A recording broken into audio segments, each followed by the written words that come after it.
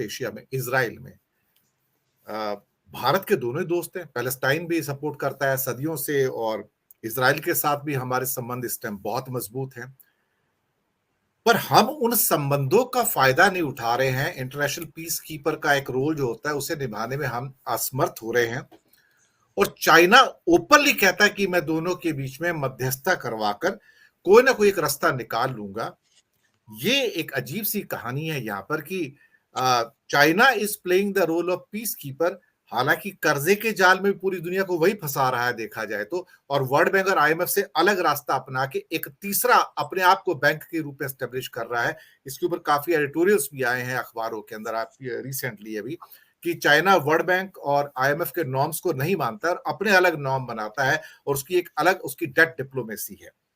लेकिन waste Asia के अंदर एक पीस कीपर का रोल, उसको पैलेस्टाइन और इजराइल किस रूप में देखेंगे सर? देखिए, ये एक ऐसी सिचुएशन है ना कि आप पीस के लिए करते हो तो आपने देखा होगा कि कई नोबेल प्राइज मिले हैं। कैम्प डेविड के बाद अमेरिका को मिला, इजराइल को मिला। तो ये सब में चाइना अभी इससे भी ज्यादा बड़ा एग्जांपल है, यूक्रेन में पीस प्लान की बात कर रहा है।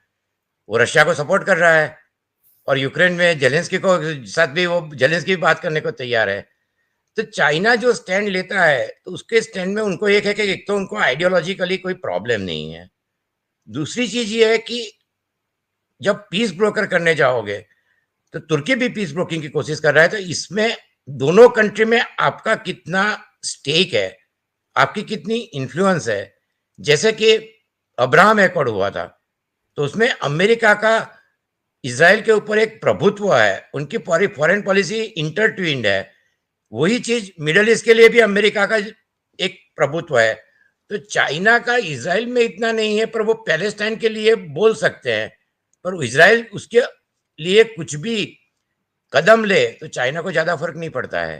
तो ये परिस्थिति में हमारा क्या है कि हमारी जो परिस्थिति है कि हम, आप जैसे देखोगे तो चाइना का नेबरिंग कंट्रीज में जापान के साथ टेरिटोरियल डिस्प्यूट है, सेनाकाकू आइलैंड आई, और साउथ कोरिया के साथ उनका डिस्प्यूट है कि थर्ड मिसाइल क्यों रख रहे हैं। फिलीपाइंस मलेशिया के साथ, चाइना साउथ चाइना सी में है, इंडोनेशिया के साथ है नाथन आइलैंड, म्यांमार बॉर्डर हमारे साथ, पाकिस्तान के 2-4 आइलैंड जाने की शक्यता है। तो ये सभी चीजों में उनकी है, पर सभी जगह उनका प्रभुत्व है।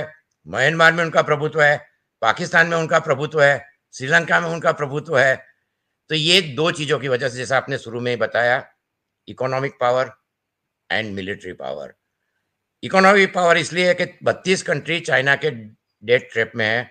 उन्होंने जो बिल्ट एंड रोड इनिशिएटिव किया तो ये इसकी वजह से सब ज्यादातर डेट ट्रैप में है। बाकी कई कंट्री को उन्होंने लोन दी, और ये लोन देते हैं उसमें काफी करप्शन भी होता है, जो अफ्रीका में भी हुआ है। और तीसरी चीज ये हुई है कि उन्होंने रेयर अर्थ मेटल उसमें 80% प्रभुत्व पाया है। तो ये सब चीजों को देखते हुए ये सब कंट्री को भी फायदा है, पर साथ में उनके डेट ट्रैप से बाहर निकलना मुश्किल है। तो आपने अभी देखा होगा कि 1 महीने पहले यूरोपियन यूनियन सबने कहा कि डेट ट्रैप की बात तब होगी जब चाइना खुद सामने आएगा। यदि हम कुछ डेट के लिए बाकी कंट्री को हेल्प करेंगे, उसका सबसे ज्यादा फायदा चाइना को होगा। तो ये चाइना की फॉरेन पॉलिसी को हम फॉलो नहीं कर सकते। We have to think innovative, out of box and visionary foreign policy. तो ये हमारे लिए एक, क्योंकि आपको पता है कि हमारा 75 साल में एक स्टैंड रहा है और वो स्टैंड को दुनिया ने सराहा है। हम लीडर माने जाते थे जब अमेरिका रशिया थे तो भी। तो इसमें चाइना की फॉरेन पॉलिसी के साथ हमारा कंपेयर करने में दो मुश्किल है। एक तो इकोनॉमिक सुपर पावर, यदि हम $10 ट्रिलियन की इकोनॉमी बन जाए और वर्ल्ड ट्रेड में हमारा डबल डिजिट में कंट्रीब्यूशन हो, मैन्युफैक्चरिंग हब हो। दूसरा आर्मामेंट, 60% प्लेटफॉर्म हमारा रशियन है, हम इंपोर्ट करते हैं। तो जो आत्मनिर्भर है वो ये दो चीजों में जब तक आत्मनिर्भर नहीं हो तब तक मुश्किल रहती है। वो आपको एक मैं इतिहास में बताऊं कि जब जवाहरलाल नेहरू बहुत बड़े लीडर थे, उनका बहुत रिस्पेक्ट था, पर वो कोरिया पीस में जब बात कर रहे थे तो अभी तक हिस्ट्री में कोई अच्छा एक्सपीरियंस नहीं रहा है।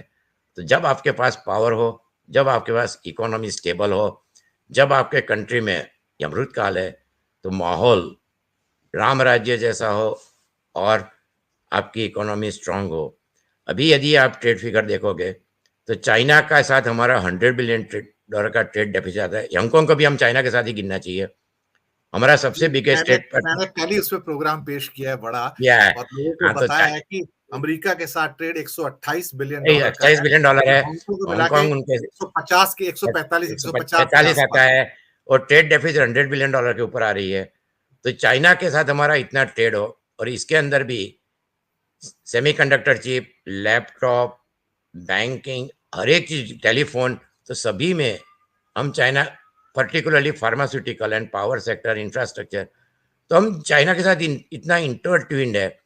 तो जो हमें करना पड़ेगा वो सबसे पहले तो हमें एक, ये बहुत सिंपल है, अमेरिका और यूरोपियन यूनियन वो चाइना से डीकपलिंग की कोशिश कर रहे हैं और ओपनली बोल रहे हैं। इवन वांडरलैंड ने चाइना में भी कहा, स्टोल्टनबर्ग भी कह रहे हैं। अमेरिका में अक्टूबर में एक रेजोल्यूशन, 2 कमेटी बनाई है कि that will supervise bipartisan, means Republic Party और डेमोक्रेटिक पार्टी, कि चाइना के टेक्नोलॉजी ट्रांसफर 60 कंपनियों के ऊपर वो सैंक्शन लगा रहे हैं, टिकटॉक को बैन कर रहे हैं, सेमीकंडक्टर में $300 बिलियन इन्वेस्ट कर रहे हैं, नीदरलैंड, जापान यही कर रहे हैं, और यूरोपियन यूनियन भी यही करेगा।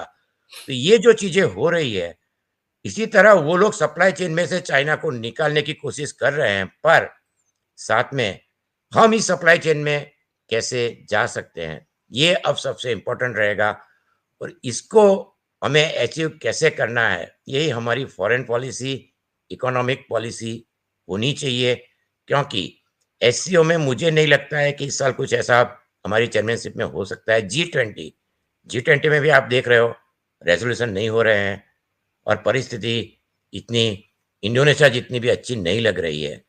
तो ये सब परिस्थिति में जो बेनिफिट हमें मिलने चाहिए, उसके लिए अभी भी समय है, सितंबर दूर है, तो तब तक हम क्या करते हैं, ये बहुत ही इंपॉर्टेंट है। चाइना की एसेंडेंसी बहुत ही ज़्यादा हो रही है, और ये चीज़ हमें ध्यान में रखनी पड़ेगी, क्योंकि हमारे लिए पाकिस्तान इंपॉर्टेंट नहीं है।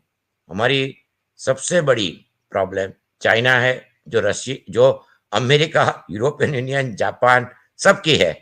तो समानेषु सख्यम एक चाणक्य ने अर्थशास्त्र में कहा है, उसको हम किस तरह से उसको अप्लाई कर सकते हैं, यही हमारी फॉरेन पॉलिसी की एक सबसे बड़ी चैलेंज या अचीवमेंट होगी। एक आखिरी